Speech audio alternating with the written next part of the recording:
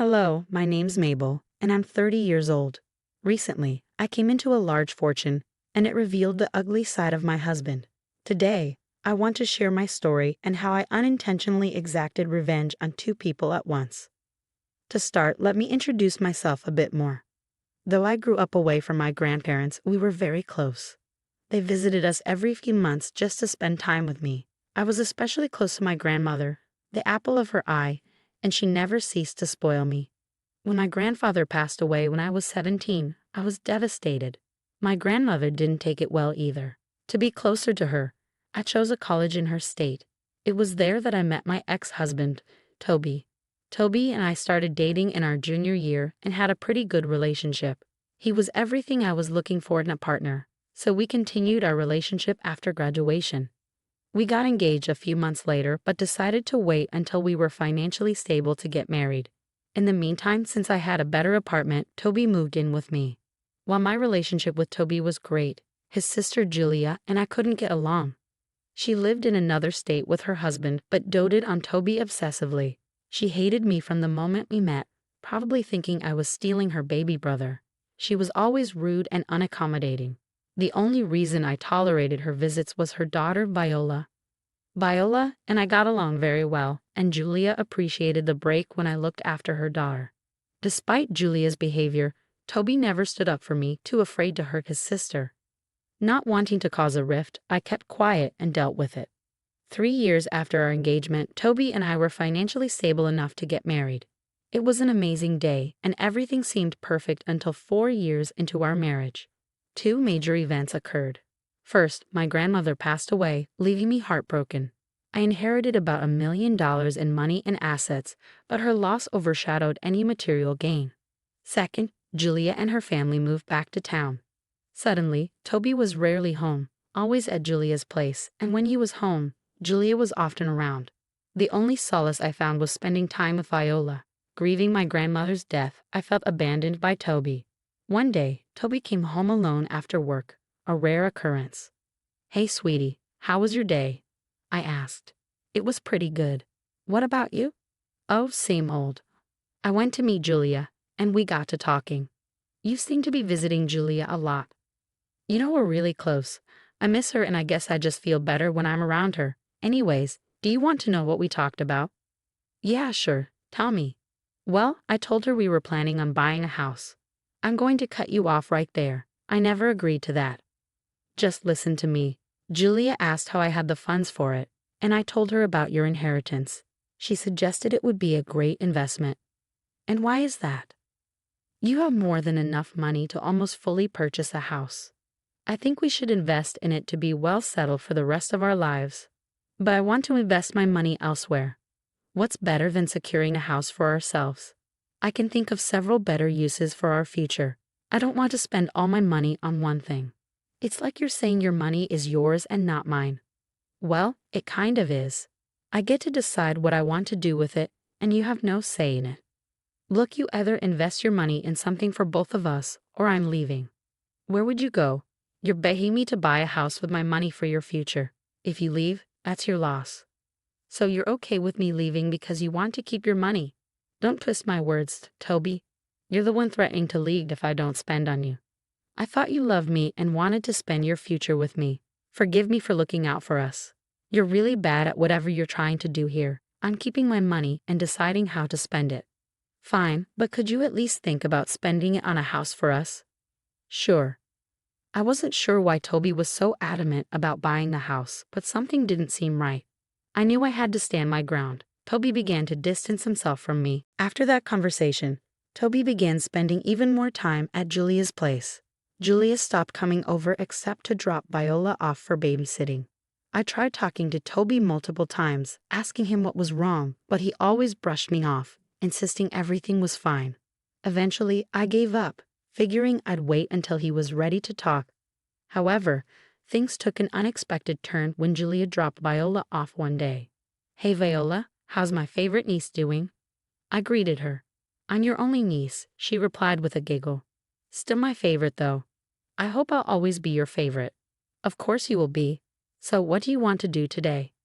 "I was thinking we could get our nails done and then have some ice cream." "Yay, Can I paint my nails pink? Of course you can. And can I get strawberry ice cream? Why not? We'll get you everything you want. I only have one niece, and if I don't spoil her, would I really be her aunt? You know you're my favorite aunt. I really will miss you. Miss me, sweetie. What do you mean? I'm not going anywhere. Are you sure? Yes, of course. Where do you think I'll be going? Well, it's just that. What is it? You can tell me anything. I promise I won't tell anyone else. Okay, well, I heard Mommy and Uncle talking the other day. Uncle as in Uncle Toby? Yeah. Mommy said she's going to help Uncle with getting some cases. Cases? What are you talking about? They kept talking about some cases that would give them some money. Then she told Uncle Toby that he would have a nice big house after you left. You. What? Oh my God, sweetie, when did you hear about this? About 2 days ago. Are you sure you heard correctly? Yes, I'm sure. As soon as Mommy saw that I was listening, she yelled at me to go to my room. She also told me not to tell you anything, but I only told you because you're my favorite aunt. Thank you so much, sweetie. Now enough of this, let's go out and have a fun day. I tried my best to go about the rest of the day as if I hadn't heard what Viola told me. I could tell she felt bad for telling me, but I reassured her she did nothing wrong. I spoiled her just like always. When it was time for her to go home, I made her promise not to tell her mom or Toby what she had told me. Viola promised and hugged me goodbye before Julia picked her up. As soon as they left, panic rose in my chest. I knew something was wrong with Toby, but to trick me into spending my money on him was a new low. It was something I would never have expected from him. Unsure of what to do, I called Toby's father, Edgar, who was a lawyer. Although he could have been in on Toby and Julia's plan, I had a gut feeling that he was a good man. He always treated me like a princess and put Julia in her place whenever she tried to bully me. Edgar picked up the call in his usual cheerful manner. Hello, darling. To what do I owe this phone call? Hi, Edgar. How are you? Oh, I'm doing quite well. What about you? I actually don't know. I called because I need your help. My help. What could I help you with? Isn't Toby around? He is. But he's kind of the problem. Oh no. I always told that boy to treat you right. It's hard to come by women as amazing as you. Thank you, Edgar. You may be the only one in your family who thinks I'm amazing. What are you talking about? Well, I was babysitting Viola the other day, and she told me that Toby and Julia are planning something against me. Against you? What do you mean? Viola didn't know the specifics, but apparently, they plan on taking money from me. What in God's name are you telling me? I don't know exactly what's going on. I'm worried, and I figured I'd come to you for help since you're a lawyer. You did the right thing coming to me. Now tell me, do you believe Viola? I do, because in the past few months, Toby has been distancing himself from me. I tried talking to him about it, but he never took me seriously. All right, and why do you think Julia is involved? Ever since she moved back, Toby has been spending a lot of time with her. It made sense at first since they were apart for years, but now he's at her house for hours every single day. That's strange. Did something happen a few months ago that might have triggered Toby's behavior? Yes. I received my grandmother's inheritance when she passed away. It was a substantial amount. Toby wanted to use it to buy a house, but I was hesitant.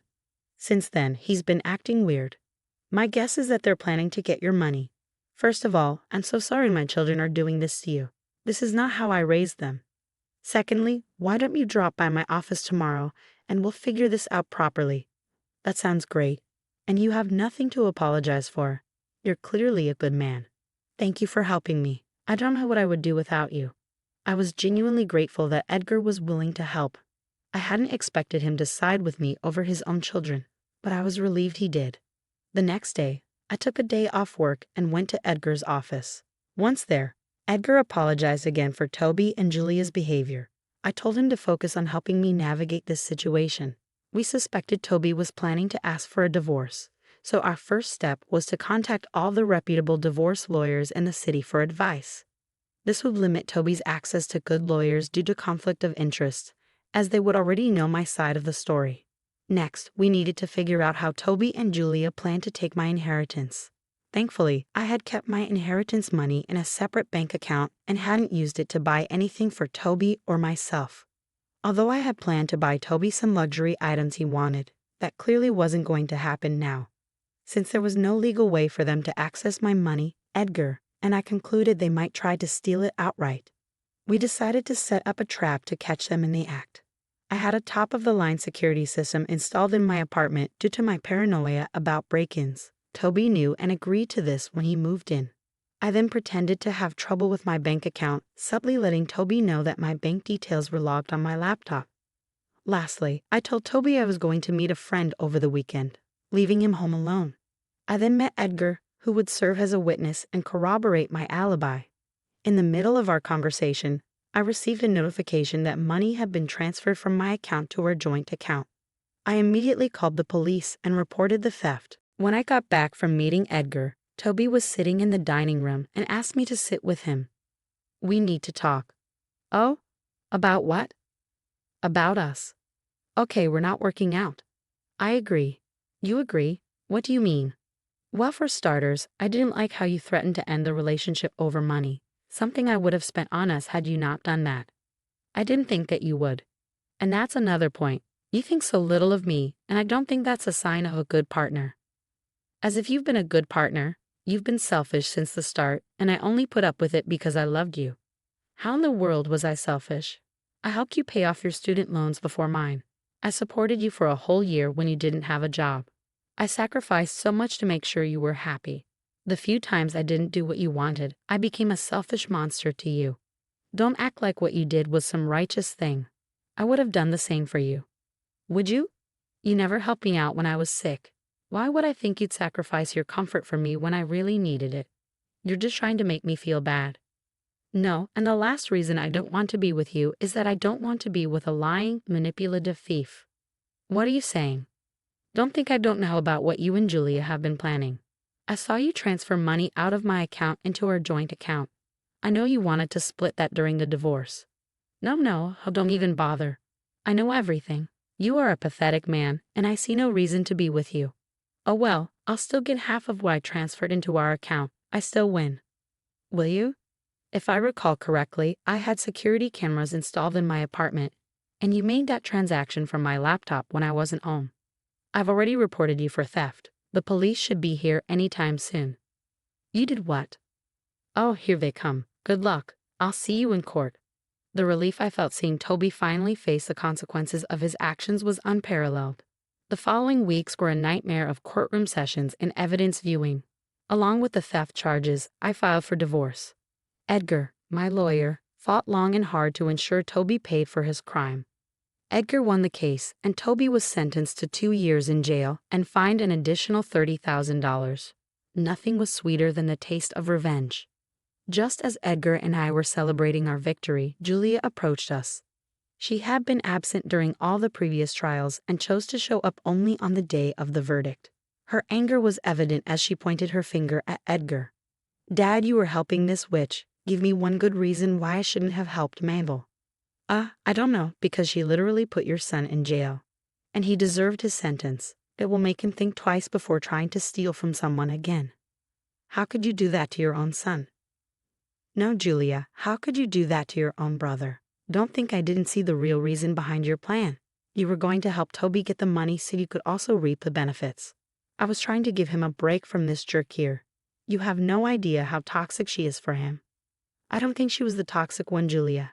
You were a bad influence on him, and he was stupid enough to fall for your little game. He's getting the punishment he deserves, and maybe now he'll think twice before ever listening to you. You know you're going to lose him this way. He will never talk to you again." "Good, because I have no children as far as I'm concerned." "Don't be so dramatic. I'll be here. But I'm not happy with the way you treated my baby brother."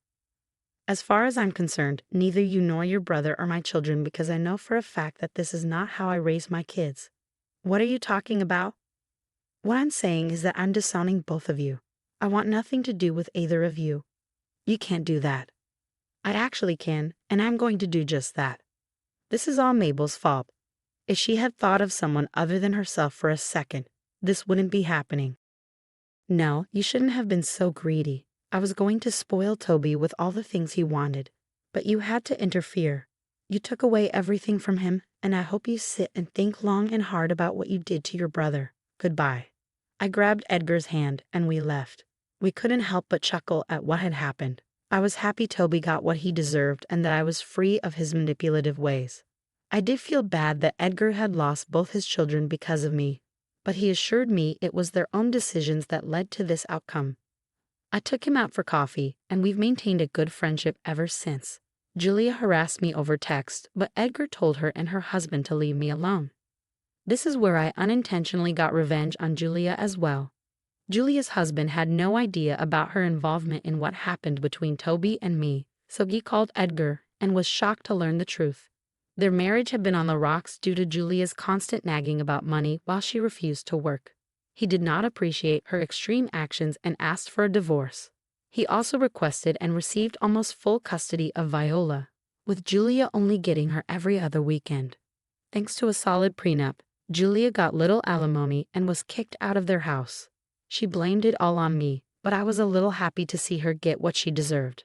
Despite everything, I still got to see Viola often, as she loved me and Julia's ex-husband couldn't say no to her. He was very apologetic, but I reminded him he had nothing to apologize for. And yes, I am spoiling Viola senseless. As for me, my life has only gotten better. I got a promotion at work and hired an accountant to manage my finances. I've invested my money in several places, and it's only a matter of time before I see returns. Getting to where I am today took a lot of struggle, but the view from here is one I'm loving. I have a better understanding of people now, and I'll be much more cautious in the future. Thank you for your time.